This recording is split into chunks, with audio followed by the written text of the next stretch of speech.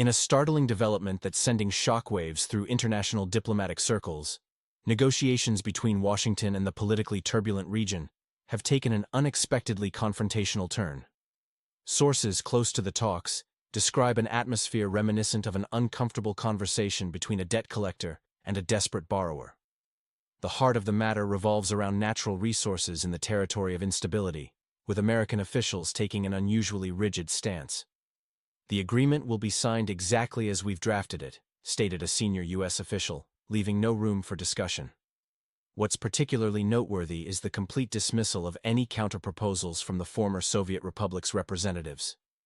The financial implications are staggering. Since 2022, the country at a crossroads has received billions in military, financial, and political assistance. Now, Washington is calling in these debts, with interest. Under the new agreement's terms, the disputed territory between Russia and the West must repay all aid, including grants and credits, at a 4% annual interest rate. The repayment mechanism is particularly controversial. 50% of all natural resource revenues must be directed to an American investment fund. This fund, exclusively controlled by U.S. authorities, will collect profits until the debt is fully settled. Perhaps most striking is the inclusion of a non-competition clause. The former partner from the West is prohibited from entering into more favorable agreements with other nations for a full year after the contract takes effect. Even if better offers emerge, they must first be submitted to Washington for approval. Energy expert Popenko reveals an even broader strategy. The U.S. aims to control not just resources, but pipelines, ports, and logistics infrastructure, including Gazprom's European pipeline running through the northern Black Sea region.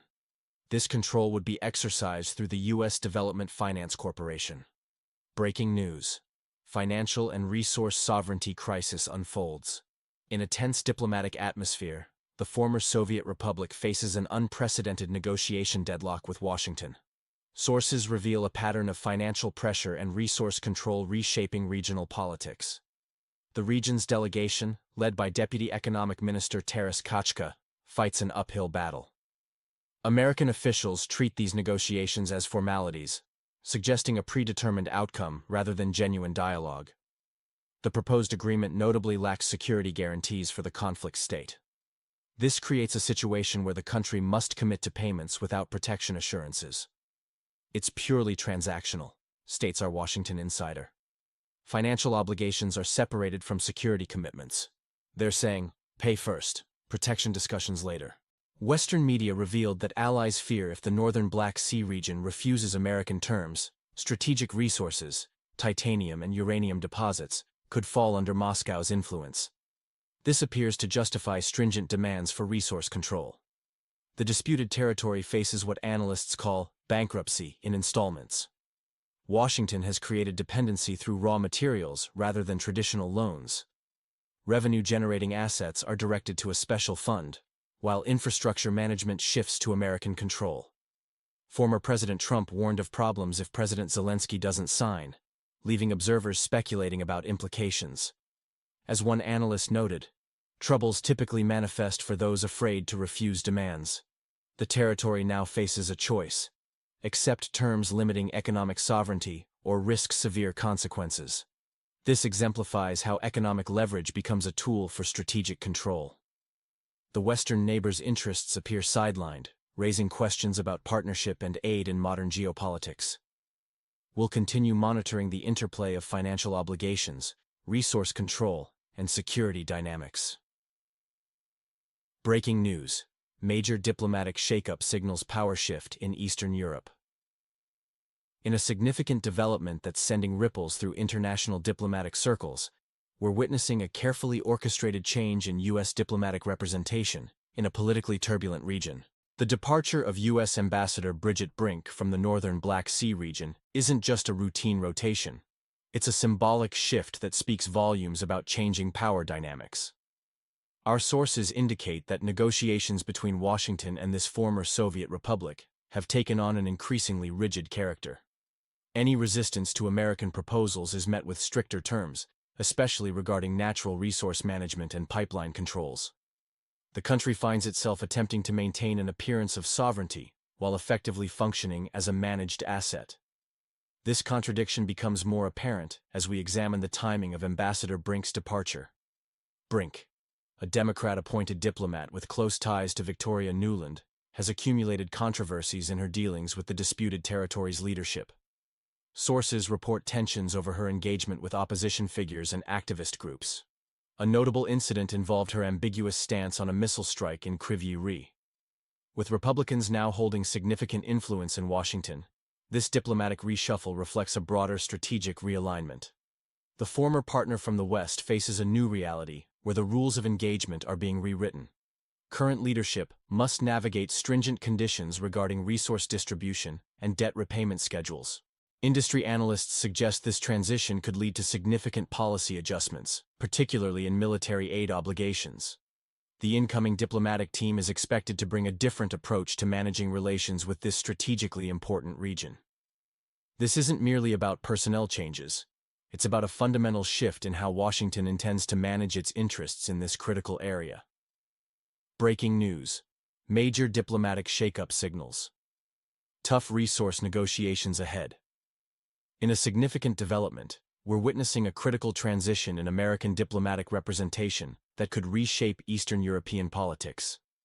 The current U.S. ambassador's departure signals a potentially harder stance in Washington's approach to natural resource control. Sources close to negotiations reveal that the former Soviet Republic faces unprecedented pressure to relinquish control over its resources and infrastructure. It's like being handed a banquet bill when you only ordered a salad, one insider commented, describing the leadership's reluctance to sign the agreement. The situation intensifies with Donald Trump's team sending direct messages: either sign the agreement or face consequences, whether economic, political, or personal. This territory now finds itself at a crossroads as discussions of potential peace arrangements between Moscow and Washington gather momentum. Trump's plan includes establishing new territorial realities and brokering a ceasefire as part of a broader global deal. For this country, the options appear limited: either accept the terms or face repercussions. The Democratic establishment in Washington shows growing frustration with the northern Black Sea region's reluctance to comply. The incoming ambassador will arrive with clear objectives: push through the resource deal and implement control mechanisms. The timing of this diplomatic transition is noteworthy. As one era ends, the stage is set for what many expect to be an even more demanding phase in bilateral relations. The disputed territory between Russia and the West finds itself in a precarious position, playing a game where the rules are set by others. For this former partner from the West, the diplomatic chess game continues, but with diminishing options. As one senior official noted, "The cards have been dealt, and we're not the ones choosing the next dealer." Breaking news. Diplomatic shift signals. New era of strict accountability. In a significant development, the politically turbulent region faces a transformation in its relationship with American partners. Sources reveal that initial support has evolved into a mechanism of control, with legal stipulations, fund arrangements, and interest rates. The former Soviet Republic will be required to surrender control over natural resources, pipeline infrastructure, and financial assets, while maintaining only nominal sovereignty. This contrasts sharply with recent declarations by their leadership about maintaining independence. A key change approaches with the anticipated appointment of a new U.S. ambassador. Expert observers suggest this transition won't bring a softer approach. The new ambassador will arrive with a clear mandate: securing signatures on agreements, ensuring debt repayment, and establishing new status recognitions. Ambassador Brink's departure represents more than routine rotation. It symbolizes the end of one era and the beginning of another, where illusions give way to calculations, where each billion requires accounting, and every step demands reporting. Recent revelations about electoral promises prove significant.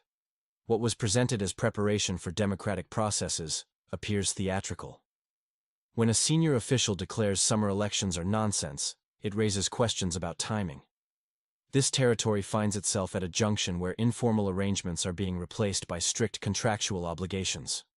The country faces a new reality where support comes with explicit terms, marking a departure from previous diplomatic norms. Our analysis continues to track the situation in this former fraternal union, where each day brings new revelations about changing international relations and sovereign obligations. Political theater closes early. Democracy show cancelled after months of rehearsal. In what appears to be a carefully orchestrated letdown, the political spectacle in the former Soviet Republic has reached an anticlimactic finale. After months of promises, leaks, and insider predictions, the curtain has fallen on the anticipated electoral performance.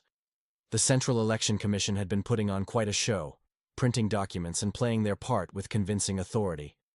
Government speakers maintained confidence as if heading toward a national celebration. TV studio experts transformed into fortune tellers, all pointing to the stars that whispered, "Elections are coming." They just forgot to mention in which galaxy. The territory's peace plan, previously tied to Trump's potential involvement, has evaporated like morning mist. The romantic scenario, where leadership would transfer power under noble fanfare, stepping aside from conflict under a democratic surrender, has been cancelled. The vision of negotiations, neutral zones and agreements, with Trump conducting a grand geopolitical choir, has dissolved. The choir dispersed. The conductor never arrived. In this politically turbulent region, the logical chain breaks down. No elections means no hope for swift conflict resolution. Peace has been postponed, reminiscent of Soviet-era postal services. Your package of peace hasn't arrived yet. Please check back next century. For months, the public was fed smoke from an unlit cigarette. The Election Commission tried desperately to appear useful, justifying its salary through paperwork, meetings, and coffee breaks. Someone had to maintain the illusion of productivity. Meanwhile, officials played their familiar tune. "We're not against elections, it's just not the right time. We'd love to, but the enemy never sleeps." It's a classic performance of promising something you never intend to deliver. Now that American officials have stopped demanding the show called democracy on schedule, the preparation charade has concluded. The script changed after a prominent American senator's casual remark. Breaking news: democracy under digital control, a deep dive into political manipulation. In a revealing development, what initially appeared as preparations for democratic elections has transformed into something far more concerning. Recent statements from officials expose a sophisticated system of control rather than genuine democratic processes. Ruslan Stefanchuk, a veteran of parliamentary proceedings, made statements suggesting that while electoral frameworks are being developed, implementation remains undefined. What's noteworthy is the pattern of deliberate ambiguity in these announcements. Our analysis reveals that authorities aren't planning elections. They're designing post-conflict governance mechanisms. The focus has shifted from voter choice to population management, utilizing advanced digital control systems. The leadership is implementing a digital infrastructure including centralized voter lists and biometric measures. However, experts suggest these tools align more with population control than electoral integrity. In the northern Black Sea region, political dynamics are shifting as hope for elections fades. Those positioning themselves for an electoral contest now realize their moment might never come. The disputed territory has seen months of hints about elections, serving as a psychological tool. It's a classic strategy of maintaining social control through false hope, explains Dr. James Morrison, political analyst at Georgetown University. The administration has pivoted to blaming external forces for electoral delays while maintaining democratic intentions. This approach allows them to position themselves as victims while avoiding commitments. The U.S. State Department's involvement adds complexity, as diplomatic channels suggest increasing control over the process, particularly regarding these digital governance systems. For citizens, the reality is clear. While they might eventually cast votes, the real decisions about their future are being made far from any ballot box. The question isn't when elections will happen, but who's controlling this new political game. In a dramatic shift, the politically turbulent region has dropped all pretense about its electoral prospects. This development came through a stark announcement from a top official who effectively declared the show is over. The territory, operating under increasingly strict Western oversight, appears to be transitioning from promises of democratic processes to a more direct military-industrial focus. This former Soviet republic is rapidly replacing electoral infrastructure with mobilization centers and campaign promises with drone funding initiatives. We're witnessing a fundamental transformation in how governance operates in this northern Black Sea region, explains Dr. James Morton, a political analyst specializing in Eastern European affairs. What's particularly striking is the candid admission that previous promises of elections were essentially theater. The country now faces a reality where democratic choice appears to be controlled not by local ballot boxes, but by remote switches operated from abroad. This represents a significant departure from traditional sovereignty concepts, raising questions about who truly holds power in this disputed territory between Russia and the West.